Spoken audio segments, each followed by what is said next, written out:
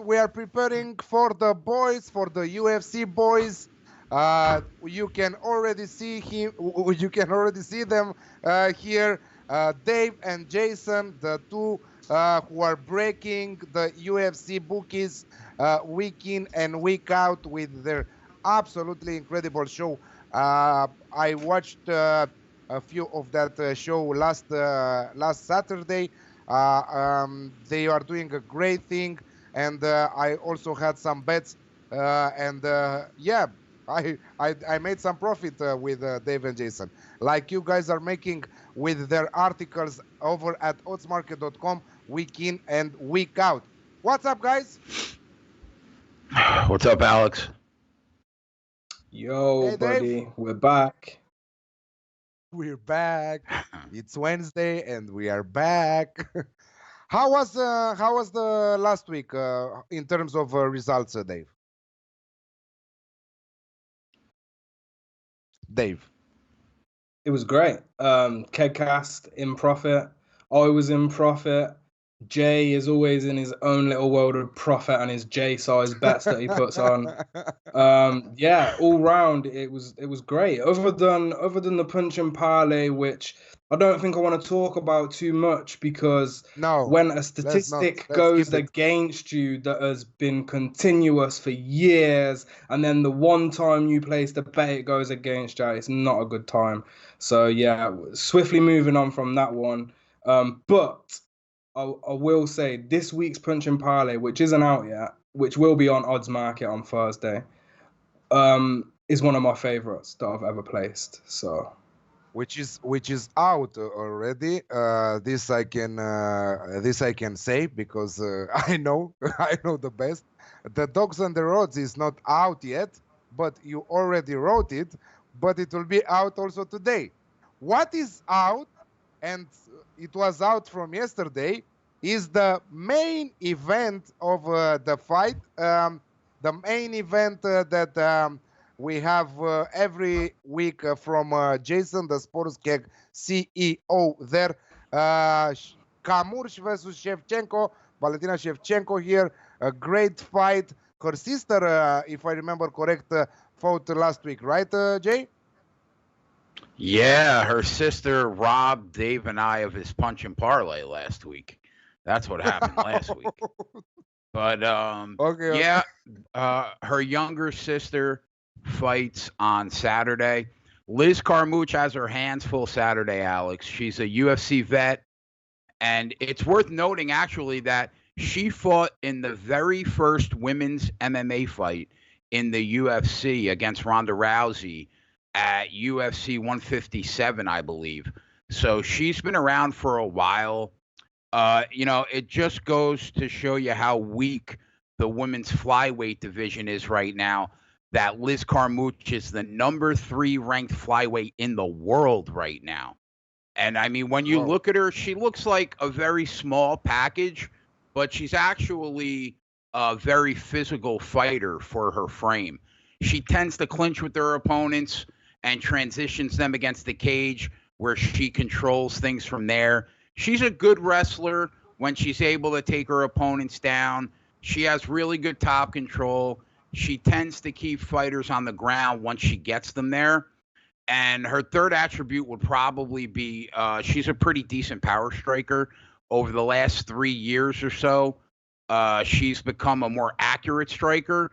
So that power punching game has been more effective. But here's the problem. All those attributes and nice things I just said about her is great when she's fighting another fighter in the division, but she's going up against the best. Valentina Shevchenko's on another level. There's currently one woman on the roster that can beat her right now, and that's Amanda Nunez. Shevchenko is a pure striker on the roster, 56-2 as a kickboxer, 17-3 as an MMA fighter. Her striking's on another level. Her fight IQ, excellent. She's seen it all, done it all. She's got 78 pro fights. She's strong in the octagon, much stronger than Carmouche, and her technique is flawless, man. The angles she cuts are perfect. She's ridiculously technically sound. if there was something I could say she needs work on, would probably be mat work. But she'll dominate this fight start to finish. The only thing is, how are we going to get on her? Even me with my J size bets, I'm not going to lay minus 1,300 on her because it's MMA and anything can happen, right? So we're going to take Shevchenko inside the distance, 1.68 on the decimal, or minus 145 for my fellow Americans. So that's it. Great set of odds there, and I think that you can also use it in a parlay. Isn't that so, Dave? Valentina straight, even with Valentina straight, she's adding what, a couple points to your parlay. She's not even doing much for a parlay. See, the best angle, in my opinion, to come out for this fight is either to pick the decision or for Valentina to get the job done inside the distance. But then you have to start thinking, wow, can Liz survive this long, considering she is for the who's who of the UFC in terms of females. She's been around for so long. And let's not forget, these two girls have fought before, way before UFC and I can't even remember the promotion, C3 or CS fights, something along them lines. Back in 2010, these two girls fought, and funnily enough, Liz stopped Valentina by TKO. But there's nothing that you will be able to take from that fight and then try and implement into your handicapping whilst looking at this fight, because Valentina is an entirely different fighter. She was very young, she was very fresh back then. She might get the revenge exactly how she lost the first fight by TKO, and that's why it's hard to place money on this fight, because trying to decide, on that decision or that finish is a real tough one. So, Valentina will win. I am 99% sure she will win. I have to give the 1%, fighter's punch, fighter's chance. But, if these girls fight 100 times, Valentina's winning 99 of those fights without a shadow of a doubt. Okay, there's great analysis from both of you. On the main event, we are going with 1.68, the best odds on the market right now that Jay specified. But right now, I'm going a little bit on the dogs and their odds, because you're absolutely, I don't know. Also, we talked about this last week, I think that you should start putting those fights for the dogs on the roads on your parlays, like that you will have even better total odds at the end of the day, because absolutely incredible. Almost every single week you are doing 2-0. I don't know, it's absolutely incredible. Also this week, many chances for 2 wins. I really like how you break down the matches. Tell us a little bit about Poliana Viana versus Veronica Macedo. Yeah, it's funny, it's all to do with probability. So when you're looking at a parlay, you want to make sure your implied probability, is as high as possible. With underdogs, their probability is always below 50%. So it's tough to then go and put these dogs in a parlay. But this week, very similar to last week, we've got two girls. They're both first fight of the night. Very similar in skill set, but for some reason, the bookie is favoring one quite considerably more than the other, especially on the opening line. I wasn't able to snatch the 240, which this line to open at, but I did get 220, and I do expect by fight night we might see this line at a pick'em, because Poliana Viana is very one-dimensional. Like I said last week, the girls, the odds need to represent what these girls are bringing to the table. And last week, both girls were bringing similar skills to the table. It was a tough grind. It weren't an easy win, But our fighter, she grinded it out and she won the 3-round decision. And I can see the exact same thing happening this week with these two flyweight girls. Both of them coming on a losing streak. Nothing in their highlight reel to get excited about. Quite boring, not going to lie. I'd say Pollyanna's going to give us a lot more output on the striking, maybe. But other than that, I can't see where she's going to have an advantage. Macedo mixes her style of striking up way more than Pollyanna.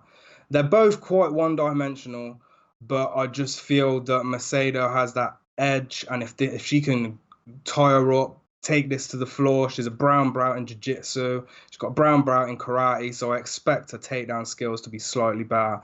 She also has black belt in taekwondo. Grappling exchanges, she's going to be the favorite there. This could be an ugly fight fought on the floor where she's just pounding out, or it could be a boring striking fight where both girls are not doing too much. Certainly don't think this one will be ended unless Macedo can get her neck on the floor.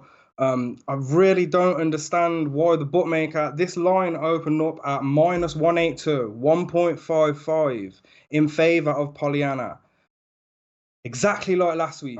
It's absolutely absurd to release these lines on girls that are both coming in on a losing streak, and there is no clear path to victory for either of these girls. It's a coin toss, so a coin flip. So when I see this fight, all I see is money. You don't really need to break down these fights too tough. You just have to look at the girls, see they're both average, and go with the underdog, because that's where the money's going to be long term. Yeah, so half a unit on Veronica Macedo. Also, Pollyanna's making a flyweight debut. I'm not sure how she's going to do well at weight cut. I really don't know. She will be the longer girl, slightly bigger. And she'll probably be slightly faster in striking and have a little bit more output. But then other than that, I have no worries with Veronica Macedo getting the job done here. Oh, that's awesome.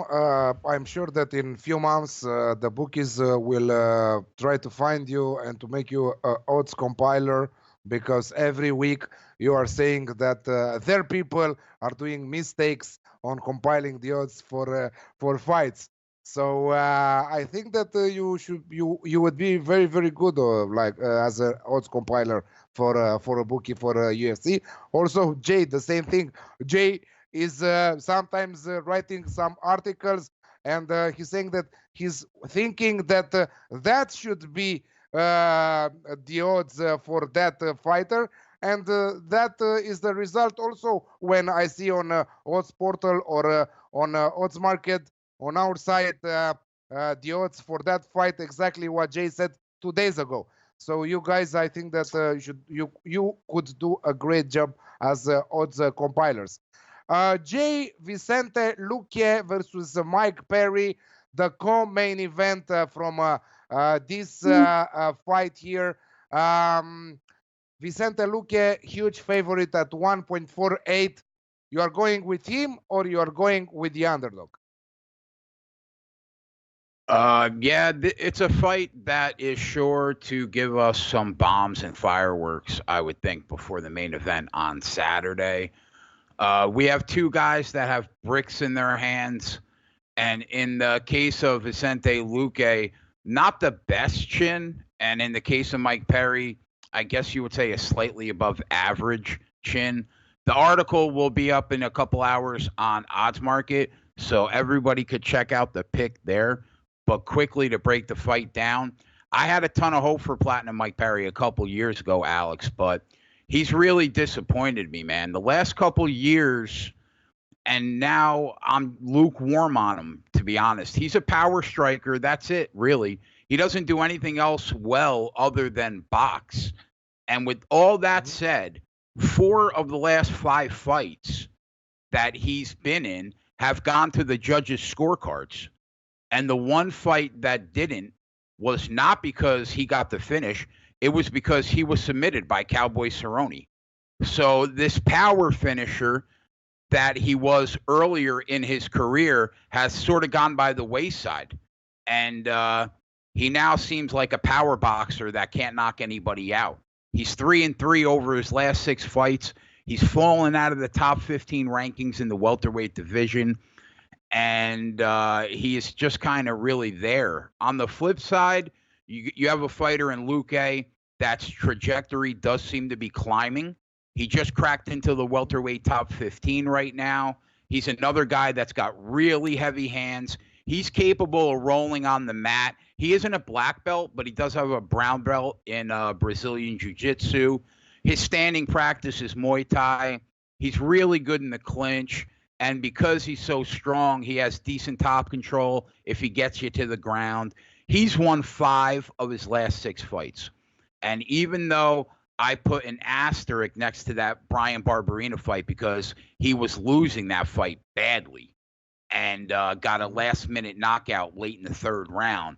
But technically, he's on a 5-fight win streak, and his only loss the last 6 fights is to Leon Edwards, who Dave and I both think will be fighting for a welterweight championship at some point in his career. So it should be an entertaining fight. And the article will be up in a couple hours, right, on Odds Market. But I agree with Dave, really. I mean, he has it as one half of his punching parlay. And I'm going to be on Vicente Luque here. So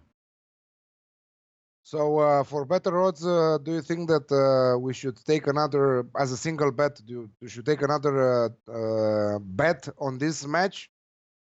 A straight win is well, at from the odds from the fights that I've broken down so far and I've watched fight tape on, it's one of my favorite fights in terms of the edge I see compared to the odds that we see right now. So I would not be opposed to throwing an extra half unit or a unit on Luque straight in addition to what Dave did in his parlay. Okay, that's brilliant. Dave, do you have any other matches that you want to break down and some great tips for our viewers that are not on your card or on your articles right now over to oddsmarket.com? Maybe you want to say some more. Anyway, remember, guys, that all our also the boys Jay and Dave are going to we are going to keep the record and tell them every week on Monday after every fight, and in general for all the writers at oddsmarket.com. We will do that for all the sports. So maybe sometimes Dave and Jay have some other bets that they want to give out that you cannot find in their articles. So this is why I'm asking Dave if he has anything else for this match, for this card. Yeah, see, it can be real tricky when it comes to UFC odds. So right now, I like the look of Volkan Oezdemir, who's facing Ilia Latifi, which is the fight, which is 2 fights before the main event. But I don't like the line. I do think that public money will come in on Ilia Latifi towards the end of the week, around payday, around Friday. I think there'll be a few people that'll see Latifi at this dog price. He's currently sat at, I think you can get him at 223 for Latifi. I think that might get hammered a little bit. If that's the case, we'll see Volkan come up to around 1.80. Minus 120. I like that price on Volkan. I will put a unit on Volkan if that price appears before fight night. Looking down the rest of the card, we're getting to see the debut of one of the best jiu-jitsu practitioners that the UFC will have on their roster. He is juiced heavily, which is a shame. They already know what he's got in store. It's a set-up fight. I feel it's a huge set-up fight, and it's the other half of the punch and parlay as well. Rodolfo Vieira, he is 1.45 minus 225 against Oscar Pichota. Not sure if I'm butchering his name there. This guy is going to put you out as soon as the fight hits the ground. He has been doing jiu-jitsu a long time before the UFC existed. He's 30 years old. He might be coming on a bit late towards his career, but he reminds me of Damian Maia. And when I watch tape on this guy, I see a younger, hungrier Damian Maia. And anybody that watches UFC, follows martial arts, knows that Damian Maia is one of the best grapplers and BJJ practitioners that we have in the UFC. This guy will challenge Damian for that title. Rodolfo Vieira will submit his opponent, but just to play it safe, and of course, you know, it's the punch and parlay. I want to make sure this one cashes this week. I'm just going to take Vieira straight with Luque. I'm so comfortable with this parlay. I'm gonna slap 150, 1.5 units, and we will sail into the night with a victory on Saturday. You best believe me, this punch and parlay is going to cash. I haven't been this confident in a parlay for a while. Yeah, I love it. Love your confidence. Love your confidence. Yeah, other than that, there's not much on the card. Alaskey Chenko versus Gilbert Burns. Another fight I do like. I like Chenko here. All he has to do is avoid the takedowns from Gilbert, and it's game over for Gilbert Burns. But Gilbert is a strong grappler, and the price right now that I'm getting is 1.69. I don't like it. Hopefully some money will come in on Gilbert, similar to how I expect money to come in on Volkan, and I will hit Chenko if I can get maybe 1.80 on the decimal. Then I'll put a unit on Chenko. But until then, I'm just holding back. And any official bets, if I place any more official bets, I will pass them on to Alex, and he can maybe give them out on the end of a Friday show, just randomly or something. If I get them, I'll make sure that you guys get them anyway. So, yeah, that's it for me. Absolutely. Maybe on they will come out on the Odds Market Twitter handle, and we will see how we will do it. I will speak with Dave about it. Jason, do you have any fights you want to add? Some more bets, or do you have a favorite one from the? Sorry, go on. Oh no, sorry, but I still have a ton of tape to watch for tonight, Thursday, and Friday to get ready for the Saturday show. But of the bets that I've already made so far, I think the Vicente Luque bet is probably my favorite bet thus far. You know, Shevchenko is going to win, but like Dave said, you know, we technically don't know if it's going to be by decision or inside the distance. I just have a hard time with how good Shevchenko has been the last 2 years. I have a hard time believing that Liz Carmouche is going to last 5 rounds with her.